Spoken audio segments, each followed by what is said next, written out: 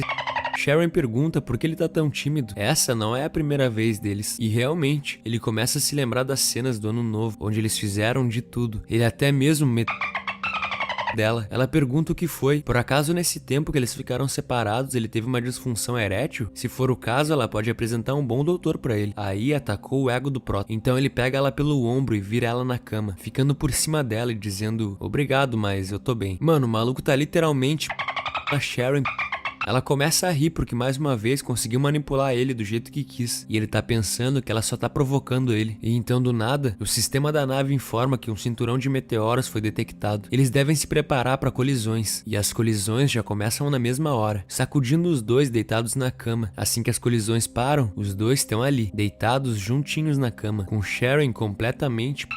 Os dois ficam por um momento se olhando nos olhos. Eles estavam realmente muito próximos, ao ponto de poderem sentir a respiração um do outro. Ela toca no rosto dele com carinho, então diz que tá feliz, contanto que ele olhe pra ela com atenção, mesmo que seja só por um segundo. Então o Howard se força a levantar. Ele diz que as coisas entre eles acabaram, e ela deveria parar de fazer seus truques com ele. Então se levanta da cama e diz pra ela se vestir. Ele vai checar como estão os danos da nave, e aí sai deixando a Sharon ali, completamente decepcionada. Do lado de fora do quarto, Howard se apoia na parede e dá uma respirada funda pensando: caralho, essa foi por muito pouco, eu quase perdi o controle. Bom, então algum tempo depois, tudo tava de boa na espaçonave amanhecer. As colisões com os meteoros eram apenas uma pequena parte das dificuldades que essa nave ia enfrentar. E durante todo o tempo, o Howard evitava da maneira que podia se encontrar com a Sharon. Ele se enterrou nos estudos sobre a manutenção da nave, até que em certo momento, o sistema da nave informou um alerta. Devido à falta de manutenção diária, a estação de energia da nave falhou. Sharon pergunta se é algo grave, e na hora a nave começa a tremer, como se algo tivesse explodido. Ela chega a quase cair no chão com o impacto. Howard também escutou isso, mas ele tá na máquina de aprendizado agora, e o processo de aprendizado não deve ser interrompido. Ele não vai se levantar dali até que a sessão tenha terminado. Sharon sabe disso. O problema é que a sessão dele vai demorar pelo menos umas 7 horas e meia, e a energia que eles têm agora vai durar só mais umas 8 horas. Ela vai ter que consertar a estação de energia por conta própria. E pô, o que poderia dar errado, né, família? Então algumas horas depois, quando Howard acordou da máquina de aprendizado, ele sabia que a estação de energia da nave amanhecer tinha um defeito, mas de qualquer forma, o fato é que todo o sistema de energia estava paralisado, e 90% do sistema de motor estava detonado, e também o sistema de gravidade tinha ido pro espaço, com o perdão do trocadilho. Mas o pior de tudo é que o sistema de suprimento de oxigênio não tinha como funcionar sem energia. O oxigênio da nave ia gradualmente começar a ser consumido. Então Howard decide vestir o traje espacial, porque nele tinha equipamento equipamentos de suprimento de oxigênio. Ele pensa que então esse é o segundo teste deles no jogo, defeitos nos sistemas da nave. Provavelmente é necessário que eles trabalhem em equipe para conseguir resolver esse BO. Falando nisso, cadê a Sharon? Nessa hora ele escuta a voz dela falando: Ei, você me escuta? Eu tô falando contigo pelo rádio. Howard, eu tô presa. Tem 2 rotas pra eu voltar, mas elas não podem ser abertas por causa da falha na energia. Howard diz pra ela ficar onde tá. Ele tá indo encontrá-la e ela diz: Ok, eu vou esperar por você. Então ele começa a buscar uma maneira de chegar até ela. O problema é que por causa da falta de energia na nave, as portas simplesmente não abriam, mesmo com ele forçando a passagem. Howard ia ter que procurar por outros caminhos pra chegar até ela. E essa brincadeira demorou um bom tempo, até que ele finalmente alcançasse ela. Ele fala pra ela tomar cuidado e se afastar da porta, e então dispara o seu canhão de energia e explode a porta diante de si. Sharon, já com os olhos marejados, assim que vê ele, se joga em um abraço, dizendo: você finalmente apareceu. Nesse momento, os dois começam a perceber os objetos que flutuavam graças à gravidade zero começarem a ir todos pro fundo da nave, e o Prota acha que a velocidade da nave parece estar aumentando e pergunta se ela tá sentindo isso, mas na verdade Howard estava enganado. A nave não estava indo mais rápido, e sim os objetos que estavam sendo sugados. Uma das portas de saída da nave tinha sido aberta, expondo o interior completamente ao vácuo do espaço. Sharon grita que a cabine de acesso deve ter sido aberta por causa da falha na energia, mas não tinha o que fazer. A força que eles estavam sendo sugados pro vácuo era muito forte. Howard começa a ser tragado pro espaço, até que ele aciona um dispositivo do seu traje espacial e dispara um gancho que se prende em uma das alças de metal, prendendo ele dentro da nave. Mas todos os objetos ao seu redor continuavam sendo sugados pro vácuo, desde suprimentos essenciais para subsistência até tanques de oxigênio. Tudo estava sendo perdido no espaço. Ele começa a se puxar pela corda do seu gancho, enquanto grita por Sharon, mas quando olha de novo, ela não tá mais lá. Então Howard pensa: meu Deus do céu. Só que nessa hora ele percebe ela gritando na sua esquerda. Sharon estava viva. Ele pergunta se tá tudo bem com ela, mas ela diz pro Howard que o traje dela parece estar com defeito. E quando escuta isso, o Prota pensa que numa situação dessas, tá com defeito no traje é a pior coisa que poderia acontecer. Ele começa a dar aquelas passadas de astronauta em direção a ela, dizendo pra ela ficar onde tá que tudo vai dar certo. Então ele consegue ver o vazamento no traje dela. Aparentemente algo tinha feito um corte nele. Howard prende o seu gancho mais perto de Sharon e consegue pegar uma silver tape que ele usa pra tapar o corte no traje dela. Ele pergunta se o oxigênio parou de vazar e ela diz que sim. Então ele pergunta quanto oxigênio ela ainda tem sobrando e ela fala 5,8%. Essa quantidade aí deve durar mais ou menos uns 5 minutos. Depois disso ela vai acabar sufocando. Então ele decide agir. Prendendo seu gancho nas barras da nave, ele começa a ir procurar por outros tanques de oxigênio e diz pra ela evitar consumo desnecessário. Howard vai atrás de oxigênio o mais rápido que consegue, até que finalmente volta com um tanque. Ele conseguiu. Ela pergunta se ele só conseguiu um tanque desses, e ele diz que no caos que aconteceu agora há pouco, os tanques de oxigênio foram todos sugados pro espaço. Então pede pra ela deixar ele conectar ela nesse tanque que ele achou. Ela fala que cada cilindro desses pode sustentar 2 horas de oxigênio. Nesse BO gigante que eles se meteram, esse pode ser o último cilindro. Se ele der pra ela usar, os dois podem acabar mortos. Mas Howard pergunta: ué, que escolha a gente tem? Então Sharon dá uma suspirada e se solta da nave, se deixando ser sugada diretamente pro espaço. Enquanto é tragada, ela diz que quer que ele sobreviva. Ele tem que prometer pra ela que vai viver. Howard grita o nome dela. Ele tá sem acreditar que ela se sacrificou por ele. Então começa a escutar a voz dela via rádio, dizendo que quer que ele a ame e se lembre dela pelo resto da sua vida. Ela quer deixar uma marca no coração dele. E assim, meus amigos, Sharon Young começa a desaparecer, sozinha na vastidão do espaço.